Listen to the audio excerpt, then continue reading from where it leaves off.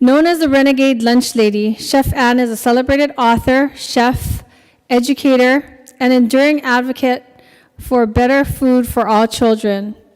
Ann continues to be a prominent voice of reform in school cafeterias by focusing on links between lunch foods and children's health and wellness. In 2009, Chef Ann founded the Chef Ann Foundation to focus on solutions to the food school crisis.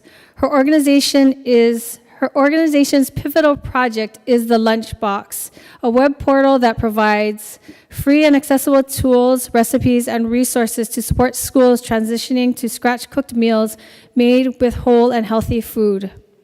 Since its establishment, the Chef Ann Foundation has placed more than 4,000 salad bars in schools across the nation, and more than 2 million children have been given access to healthy, fresh ingredients.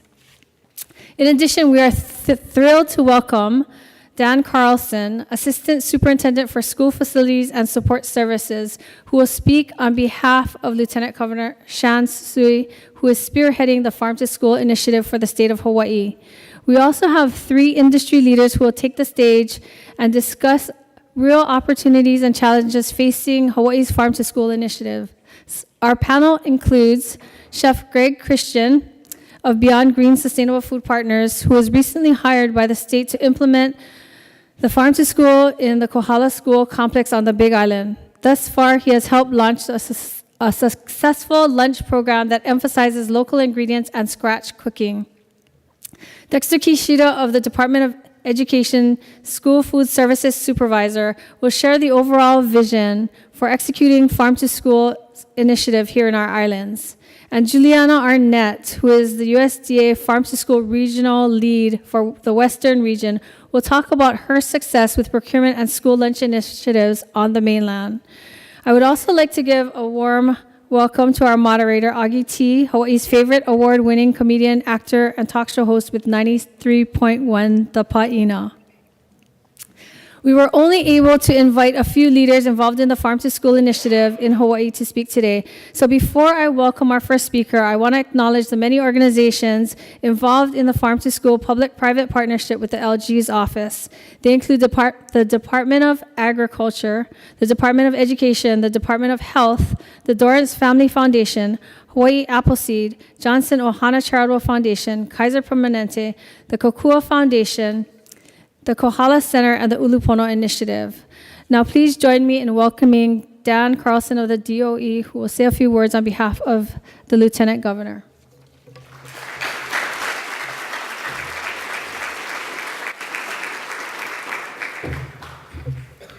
Aloha. Unfortunately, the Lieutenant Governor had a family emergency this evening and that he needed to attend to, so you're stuck with me. He asked me to give his opening remarks, so I'll go ahead and read them from here. Aloha, everyone. I'm so honored to welcome you to Eat, Think, Drink, featuring a discussion on school lunch and the Hawaii Farm to School initiative. I'd like to thank Denise Yamaguchi and the Hawaii Agriculture Foundation for putting together this wonderful and exciting evening. When we first embarked on this journey of creating the Hawaii Farm to School initiative within our public school system, we didn't know how we were going to change a bureaucratic system to allow us to increase more local products in the schools. But what we did know was that we wanted to bring fresher, healthier meals to our children while using ingredients sourced from within our great state. And at the same time, we would be supporting our farmers and agriculture community. While on this journey, there have been many skeptics and many people who said it was too difficult to accomplish. But here we are today. A Farm to School pilot program has been established, and for the first time ever in the state of Hawaii, products from local farms are being officially served in a public school. The pilot project is well underway in the DOE's Kohala complex on the Big Island. This would not have been possible with the hard work of the executive committee, including Dexter Kishida from our DOE, Chef Greg Christian of Beyond Green Sustainable Food Partners, and Elisa Okoye of the Kohala Center, and Jason Watts from the LG's office, as well as the tremendous leadership and support of my boss, the Superintendent Catherine Mariyoshi, and the Board of Agriculture Chair, Scott Enright.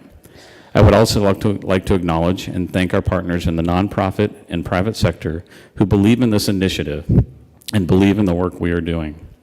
Our executive committee faced the difficult task of getting more fresh and local products into our schools, as well as an even bigger challenge of changing the cooking philosophy and culture within our school kitchens.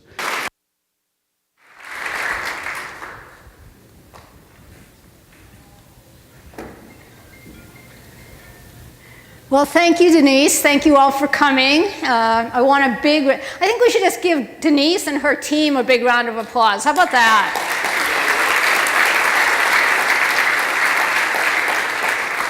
I mean, just to get so many people in this room to talk about school food, really? Like, that's something exciting? You know, I got started in school food 18 years ago now. Seems like a lifetime ago. Before that, I was just a regular old chef working 100 hours. Never really cared what kids ate, you know. When my worst nightmare is somebody comes running into the kitchen on a Saturday night and going, Chef, there's a screaming child on table 19, what do I do? And I'd look at him and go, ask him to leave. What are they doing here on a Saturday night? But somehow I went from there to here. And we're going to talk about farm to school today. And when I started in schools, I started in a private school in New York, and then Alice Waters, a chef from California, drugged me out to California and said, we need you to do it there. And eventually I went on to Boulder, Colorado, where I am now. And when I first got into schools, the first thing I wanted to do was put in salad bars. And everyone said, you can't do it. And I said, why not? And they said, because little kids can't eat off of them and big kids spit in them. And I'm here to tell you, neither really happens. Kids eat off of salad bars. And the reason I open this talk with salad bars is salad bars are the best way to get kids to eat fresh fruits and vegetables. And I also want to say, I'm really proud that my foundation that actually has given away almost 5,000 salad bars now, and we're touching 2.9 million kids, we actually have 8 salad bars here in Hawaii and 3 on this island. So I'm really excited about that. I know, that's pretty cool, right? We ship them all the way over here. Who knew? So when I start talking about this stuff, I really start like, people say, why are you doing this? What are you doing here? And it's really because we are here to help kids be the best they can be. And hungry kids can't learn, malnourished kids can't think. And that's the start of this process. If we all want our kids to learn, and we want our kids to excel in every part of their life, then we need to start with what we feed them. And here, especially when we're talking about farm to school, it's about locally sourced food. It's about food that has a face, food that comes with a story, food that we can show to our kids. This happens to be some of my staff at the Boulder County Farmers Market. We actually go to the farmers market. In fact, we'll be there 2 Saturdays from now. And we bring kids there with us, and we have all kinds of things going on, and we try and make that connection. And what this connection is all about is sustainable food. And I'm part of something called the Google Food Lab. And they've stopped using the term sustainable, and they've really started saying regen. I mean, it's this idea of triple bottom line: people, planet, prosperity, healthy kids, healthy earth, healthy food. But we have to go beyond sustainable. We have to regenerate the system. We have to regenerate the health of our children. So what do kids eat? That's my healthy meal wheel. This was the USDA's. This is Harvard's, and wait for it, School Food in America. And this used to be a reimbursable meal. Now you'd have to put a little something else on there. But, you know, the chips was the grain, and the cheese sauce was the protein, and the fries are the vegetable, and that other stuff was the fruit. School food's not easy. I once catered a party for 20,000 on the top of a mountain. That was way easier than school food. So 5 big challenges: food, finance, facilities, human resources, and marketing. Food, how are we going to find it? Where are we going to get it? How do we make sure it's good? Finances, how do we pay for it? Facilities, what do you do when you don't have a kitchen? Human resources, how do you train your staff? And finally, how do you get the kids to eat it? These are the issues that we all deal with, and especially when you want to move to farm to school. Now, the first day of my job in Berkeley, with Alice Waters touring the kitchens with me, I opened a freezer, and this was the food that was there: Extremo burritos, pizza pockets, grilled cheese sandwiches in plastic bags, and that's some kind of fruit and high fructose corn syrup. And that's what You know, in Berkeley, 15 years ago, they were serving kids. I mean, like, what is that?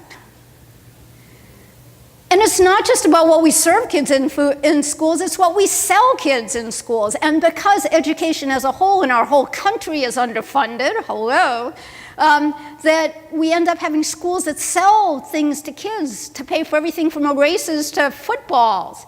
And all of this is allowed to be served to kids. And, you know, there's cookies and there's, I don't know what all that stuff is. I don't even want to talk about it because it's stuff, it's not food. And then there was chicken nuggets. Now, I don't know about all of you, but from a farm to school perspective, who decided that chicken should be, let's see, a star, a smiley face, a dinosaur, or this? This is a picture of food in my schools. Now, clearly it's a professionally taken photograph, but that's what our plates look like. We do about 13,000 meals a day in our schools. Everything's done from scratch, including breading all the chicken. So for me, as for many of the people who work in school food, this is cooking with a cause. I dropped out of the chef world to do this. And for 18 years, I've been trying to fix school food, not only in Boulder and Berkeley before that, but all across the country. My foundation's working in every single state in the nation. And it's hard, but it's almost like this calling, right? I mean, it's almost like, why are we doing this? It's the most important work. So let's kind of segue back to that whole farm to school thing. It starts with the menu, and it starts with procurement. So in Boulder, and I've been there 8 years now, we're buying about 75,000 pounds of local produce and 150,000 pounds of local beef and chicken, and 25% of all of our purchases are local or regional. That can happen here. I know that's the goal. It can happen anywhere. But this is a lot of work. When you're going from that, whatever that stuff is, you know, to this, to roast chicken and brown rice and salad bars and fruit, there's so much stuff that has to happen. And people look at us, lunch ladies like myself, and go, well, why can't you just make it happen? Hey, that would be a whole nother conversation. But we do need to change this. It's the most important work we could do. But it's hard. So when I first started doing local produce in Berkeley, this is a picture from Berkeley, that's 1 day's worth of produce. And for those of you who don't think it's hard, I mean, first of all, you need cooks, they need to know how to cook. Oh, and then you need to give them a knife, and then you need to give them a cutting board, and then they need the plastic Cambros, and then they need the carts, and oh, and how about a walk-in? I mean, so to be able to do this, to be able to segue kitchens, keyword, kitchens. One of my favorite farmers, Joel Salatin, says if we're going to save the country, we need to find our kitchens again. And we certainly have to have school kitchens again. So the USDA knows this, and they gave out $35 million in grants, but we need $1,035 million in grants. I can spend $35 million before I've had coffee in the morning. And you need to buy real equipment, and we need efficiencies of scale. And we need to work with our staff. I mean, we are now, as a generation, as a country, 2 generations away from cooking. People have forgotten how to cook. So when I bring all my staff in, just even saying, okay, this is raw chicken, you need a thermometer. It needs to be calibrated. You need knives. You know, we have these breading machines and tumblers. We have all this equipment. You know, it's really important. But let me tell you, if you're going to have a successful farm-to-school program, you can do all the stuff right. Somehow you're going to find the money. We'll talk about the money. And you're going to build kitchens. And you're going to train your staff. You're going to do all of that. And how do we get the kids to eat it? We have now taught a generation of children that chicken nuggets is a food group and hot Cheetos is breakfast. What have we done? You know, in our country, 1 out of every 4 meals is eaten in a car. Like, what is that? So we have to come together on this issue. You know, when we talk about farm to school, we talk about kids in gardens. We talk about fresh food getting into schools. so that kids are eating fresh fruits and vegetables. You know, this shouldn't be brain surgery. Somehow we think the kids are going to know this, that it doesn't matter that we feed them junk, but somehow they're going to know this. So marketing to kids is really important. Marketing to families is really important. This happens to be the calendar that we give out. We write our menus for a whole year. There's calendars on many of these seats. So for the whole year, I write the menu. And then we give them to all of the kids in schools, all the families. And it's paid for with foundation and outside funders. So we actually make money on it. But one of the things about having a farm-to-school program is really getting the message out there. There's also a bunch of these cards outside to pick up. We do Harvest of the Month cards. On the left is one of my favorite farmers, Eric Skokand. He also owns some restaurants in Boulder. So we have cards for farmers. We have cards for vegetables and fruit. All of this stuff is downloadable and customizable from the website. But it's ways to touch kids. We have been extremely successful. So successful that in the 8 years I've been in Boulder, we're up almost 29% in average daily participation, kids eating, in 8 years. And while we're doing that, we need to get kids to eat fresh fruits and vegetables. We know that's important. We've started redoing all our menus to be plant forward. Not to be vegetarian, not to be vegan, plant forward. Making plants the center of the plate. We want kids to be healthy, fresh fruits and vegetables. We need salad bars. Best way to do farm to school, get a salad bar in your school. But you know what? If you have all that there, and you have 12 or 13 or 15-minute lunch periods, bell to bell, kids don't have time to eat it. So they run into the cafeteria, they take a couple bites, and they throw it away. So it's all very complicated. It's not just about getting good food on a plate.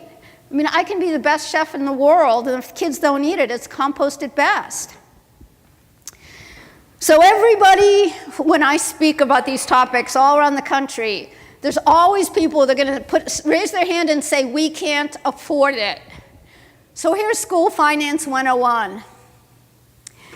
You know, we're serving 30 million, 31 million lunches a day in America. That's 5.4 billion lunches a year. And we're spending about $12.5 billion. And I think that needs to be increased 50%. And so I think it should go up to 20 billion. And people are aghast, oh, the economy, how can that possibly happen? Well, let me tell you that just diabetes and obesity is costing this country $265 billion a year. That's $5 billion a week. And the wars that we're not in, or maybe we are in, I don't know, they've gotten a little more expensive lately, but they're $3 billion a week. So if we took 1 week off of diabetes, obesity, and wars, we could increase what we pay for kids. The most important thing, what we're feeding our kids. But let's bring that down a little bit, because who can deal with numbers like 5.4 billion meals and $12.5 billion or $20 billion? In the continental United States, as a lunch lady, I get $3.22 to feed kids. In this state, it's $3.75. And you think, oh, you know, $3.75, I can probably make a good meal. But out of the $3.22 that I get, I have $1.25. $1.25 for the food cost of a meal. And I have to serve protein, whole grain, fruit, vegetable, and milk. I have to offer those 5 things. So if I gave all of you even $6, $8, let's just say I'm going to give all of you $8 and go to the grocery store and buy food for yourself and 3 friends. Protein, whole grain, fruit, vegetable, and milk. Could you make that meal for 4 people? So when we talk about this, we have to realize that it's so underfunded. That one of the things that we need to understand if we're going to have a really strong, vibrant farm-to-school program is we need to spend more money. And let's talk about that for a second. I bet every single person in this room has had an adult beverage recently. Maybe that was coffee, maybe it was beer or wine. Hey, I had some sake the other night. Beer, wine, $5, $6 a beer maybe. Wine, $14, $15 my glass was last night. Coffee at Starbucks, $5. So we're talking about, as adults, we're spending 5, 10, 15 times more on what's often daily and maybe more times a day, beverages, than we are on what our kids are eating in school. I mean, that's kind of crazy, right? This whole thing is backwards. You know, the healthcare system is imploding. We don't have enough money, and our kids are sick. You know, 1 out of every 3 American children born in the year 2000 is going to have diabetes in their lifetime.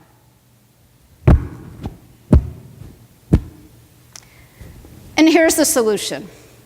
If we want to save the health of our children, if we really want to make a difference, then we need to start talking about farm to school. We need to start talking about how we're going to get the freshest possible food to our kids every day. Plant-forward food, salad bars, 50% of the plate plant-based. That's what we need to do. And together we can do this. And we need to involve the kids. I mean, we should have a garden in every single school in the country. Every single school, bar none. If we want kids to eat fresh fruits and vegetables when they've grown up on high-fat, high-salt, high-sugar food, then they need to know what it tastes like. In our school district, we do 200 events a year.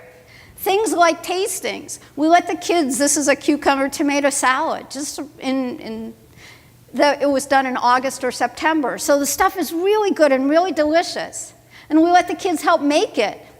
And then we do garden tastings. So in our school district, and it's legal, even though most people will say it's not, you can actually use food from school gardens in the lunch program. Now you have to have a HACCP plan, hazard analysis critical control point. You have to be sure it's going to be safe. You got to do some stuff.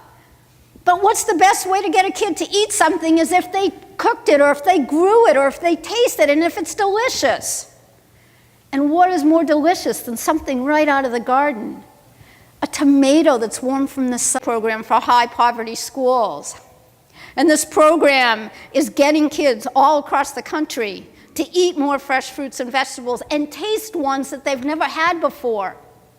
And even in Boulder, where I'm running it in 3 of my high poverty schools, I know it's hard to imagine Boulder's high poverty, but it is, in pockets. I mean, kids, you know, I come up with a red carrot, and they have no idea what it is, you know? We plant the carrots and have the kids pull them up, and they thought it was magic. Who put the carrots in the ground? No, we have a USDA person with us here and is going to talk to us. But if we want farm to school to be important, if we want farm to school to help save our kids, we need to make sure that the next farm bill includes it. So people always ask me, what can we do? What can you do?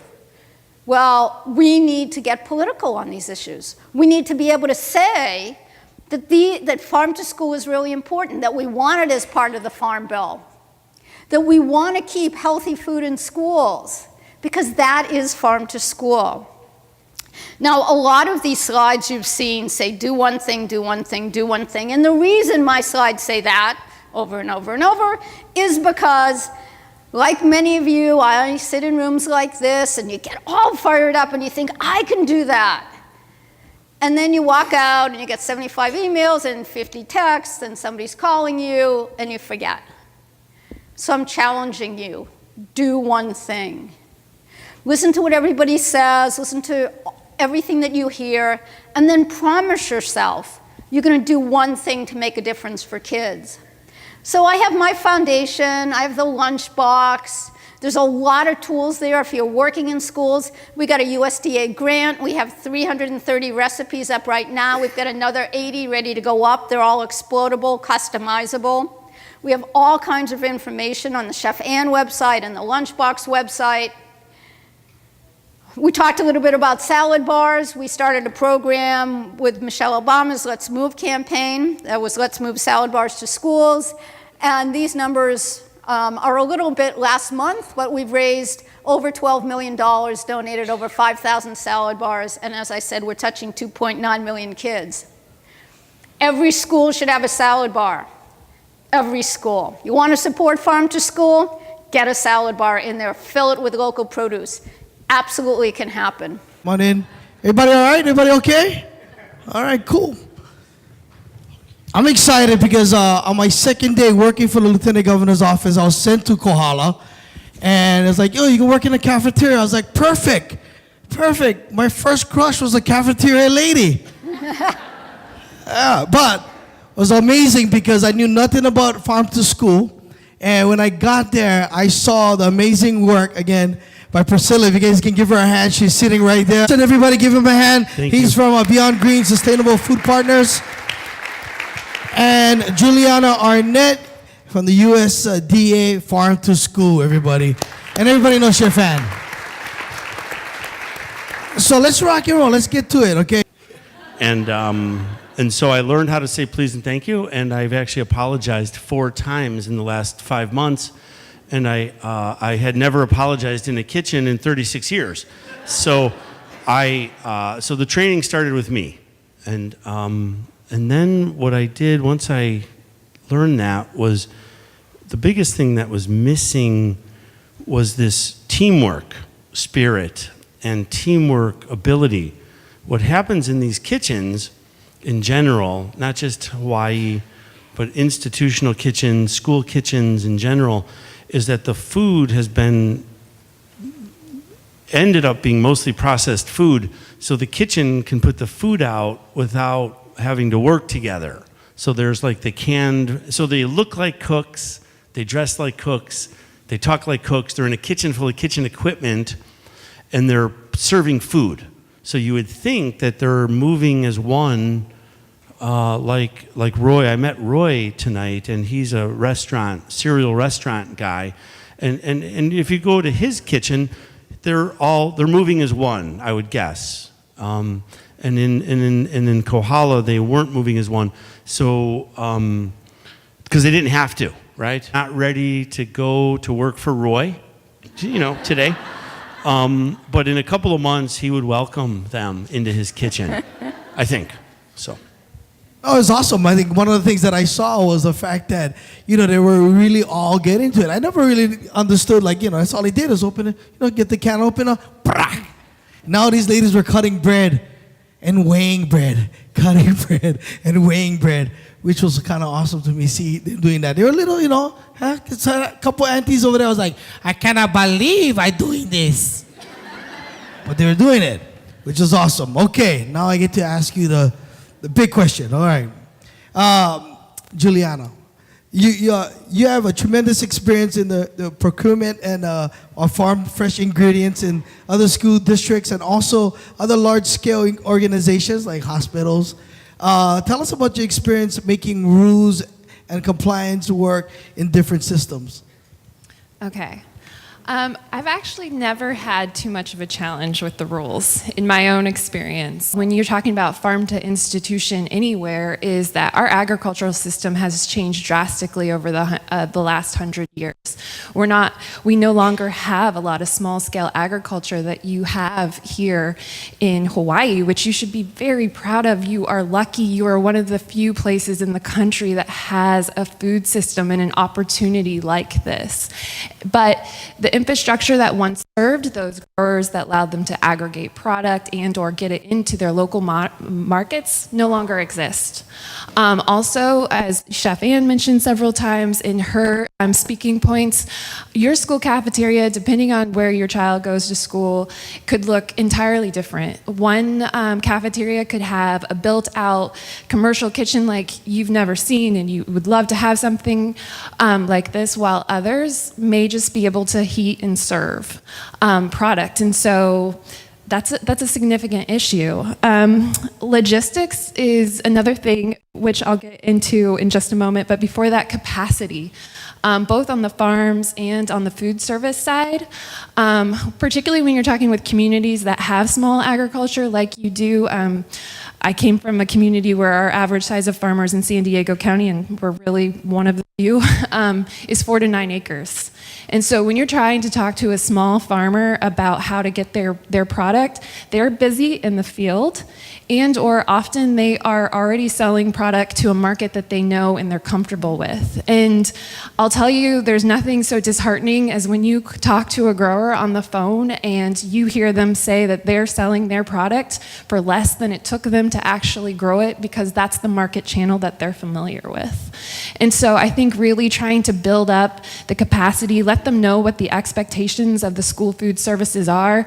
Schools want product a particular way, they're flexible, but this is institutional procurement. We're talking large scale production and nothing like cooking for 1,000 of your favorite family members every single day. So they do need it in certain ways, and we do have certain food safety expectations, and making sure farmers know how to meet those and really walking with them along the way, because this is a new system for them, this. And you've heard Greg and Chef Ann eloquently talk about the need to rebuild the staff culinary skills inside these institutions as well. I would say that in my experience, food services play such an important role, whether it's in the schools or the hospitals. These are the people that feed us in and out every day. They are the backbone of our health and our nutrition. But if you look at a hospital website, you never see what the menu item of the day is on the website. And in schools, they often haven't been really, I think, given the pedestal they need to be and the important role that they play for children. So really investing in them. And I really think having a place at the table for them to talk and work together with one another is really what creates change. Well, I first started by asking the kids what they wanted to eat, and I was new to Hawaii, and people, I don't know if people are shy or quiet around the new guy, but I brought Priscilla and we went in to talk to the kids. What do you want to eat? And everybody just kind of stared at me, and I'm like, oh, they're not talking. So we discovered that it would be helpful if we gave them something to write on, and then they would open up in writing. So that was new to me. And then when I asked the ladies, then the second thing I do is I asked, it's all women in the cafeteria in Kohala, what do you want to make? Because I'm trying to converge what do the kids want to eat with what do the ladies want to make, with what's the equipment in the kitchen and what do the farmers have, right, in budget. And the ladies weren't used to, Priscilla and her team weren't used to being asked that question, because in general in institutional food, especially a system this big, it's been, I think, a little bit hard to get everybody's opinion. So they weren't used to anyone saying, what would you, if you had a magic wand, what would you serve the kids? So they kind of stared at me at first, right? And now everyone's staring at me. The farmers didn't stare at me. They told me what they had to grow. But finally the ladies opened up. They realized they were safe with me, right? And so those were just initial little obstacles. And then it was not a big obstacle, but teaming up with Priscilla. Okay, here's what the kids want. Here's what you want to make. Here's what the farmers have. Here's the budget. Of course, compliance. We want to make sure Sue and her team are satisfied that we're following the rules, right? And we don't want the union called, right, of course. And we want to be in people's job descriptions. So converging all that, and I didn't want to do all that work because I wanted Priscilla to be thinking. And so just, being patient as she came up with the menu, right? Because I lack patience sometimes, So I was probably the biggest obstacle, in Kohala. But they got it. And then we didn't go live. A lot of people are tempted to then go live with a menu, but we sampled the food multiple times to the kids, saying, is this what you mean by spaghetti and meatballs? Or is this what you mean by lau lau? Or is this what you mean by pizza? We had to make the pizza 4 times before the kids said, that's the pizza. And so that takes a little bit of patience too, right? Because now first you weren't talking, and now you're telling me that's not the pizza, right? So those are all tiny obstacles that, that I wanted the ladies to be comfortable with, and now they totally are. They don't want me in the kitchen. Priscilla's quiet back there, but they don't, like, when's he going to be in the kitchen, right? Awesome. Greg? Chefs on stage, the salad bars are a perfect way to play with your food. And I think while growing up, my mother always said, don't play with your food, but you've got to. That's the way you reconnect. Now, should they be using their hands? Maybe not. But you've got a way, and a salad bar allows a child to choose. Because my son doesn't like veggies very much. Me too. Right? It's balance. Finding out how to best situate all of this. Allowing kids the opportunity to choose what they eat. Don't tell them, but it's actually perceived choice.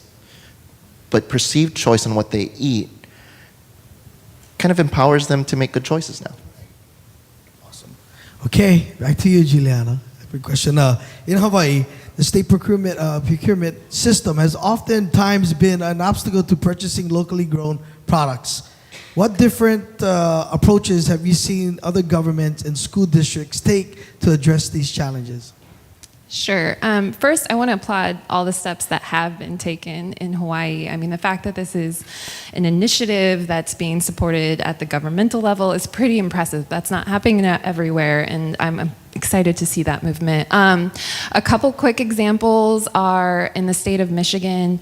Their governor brought together a food policy council, and they developed the Good Food Charter, which set a benchmark in Michigan, which to have 20% of the food that is consumed in Michigan grown in Michigan. And as part of that charter, it included similar benchmarks for their school.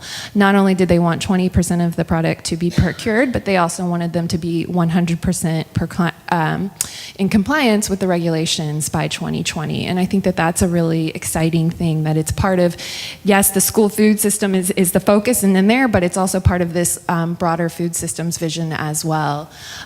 Where I come from in San Diego originally, our county board of supervisors, which just to make the connection, we're a county that's about the size of Connecticut and larger than 20 other states in the union as far as population-wise. So what they did was they developed a food systems initiative, and this brought together departments from across the county system, which very much operates like a state. And we had Department of Ag, we had Department of Ed, we had Health and Human Services, but that ability to put all the key players in the room, which I think is very in line with what Hawaii is doing here, is really important.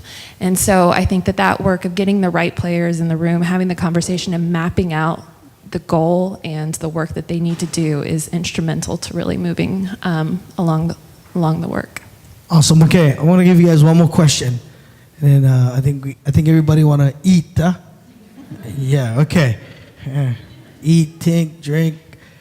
Okay, Dexter, your question. One of the biggest issues we know of is capacity, the building, right? How do you work with the staff and students to ensure that these types of programs are fully seen through? With 256 schools and 200 production kitchens, our staff really are our number one asset. And we're really blessed to have passionate staff that they're the aunties. Augie and I were talking earlier that kind of the main reason I went to school was for lunch. These are the people that when I have a bad day can make it better. And so our staff are key. So providing additional training, and we're building on our training programs. Having folks like Greg coming in to do really intense training with our staff, going to be key. The other assets that we already have is the communities. Our schools truly are centers of the community. And having the community support in the room and around our schools are really essential. Coming from school food services, nutrition and agriculture education is my marketing department. We don't have money for marketing. So garden-based education and nutrition education in the classroom is how we market what we're doing on our menus. So really tying all those pieces, as Juliana was saying, together is perfect. And we're in I was going to say perfect storm, but that's usually a negative thing. But we're in the perfect scenario that we have executive level support in the Lieutenant Governor's office. We have the grassroots efforts of nonprofits and communities supporting our schools and saying that we really want to feed our kids even better than we are, providing fresh, local items to them. And figuring out this middle portion of connecting the dots now to bring it all together for our kids. And we're at that place that we're now seeing how the dots can connect, utilizing experts in the field. Give it up for Dexter, everybody. Huh? Okay, when we get to the law side, I'm going to save you for last, Greg, okay? So schools and farms are increasingly asked to address food safety. Can you discuss how other jurisdictions are addressing food safety while growing farm-to-school programs? Sure. Can I ask how many in the room would like to eat safe food?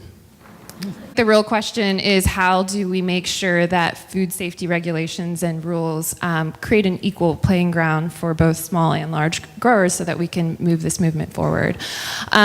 School districts and states are handling this different across the country. One thing that I wanted to reiterate on a USDA note is that we do not require farms to be GAP certified, and we also allow garden-grown produce into the cafeteria meal program. Not only do we allow it, we really encourage it. But just to give a couple examples of how other people are doing this work, I'll start with school gardens. In San Diego County, where I came from, there was a conversation a hospital wanted to include garden-grown produce that they grew on site into their school meal program. Well, in the state of California, as part of our California Retail Code, food has to be from an approved source. That may not mean a lot to you. It means a lot to people in the school cafeteria. It means it can or cannot be in there. They didn't know how to deem it.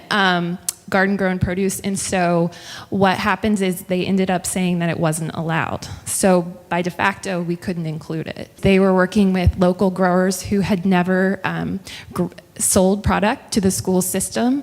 They worked with them. They included in their RFP that they would do workshops with them.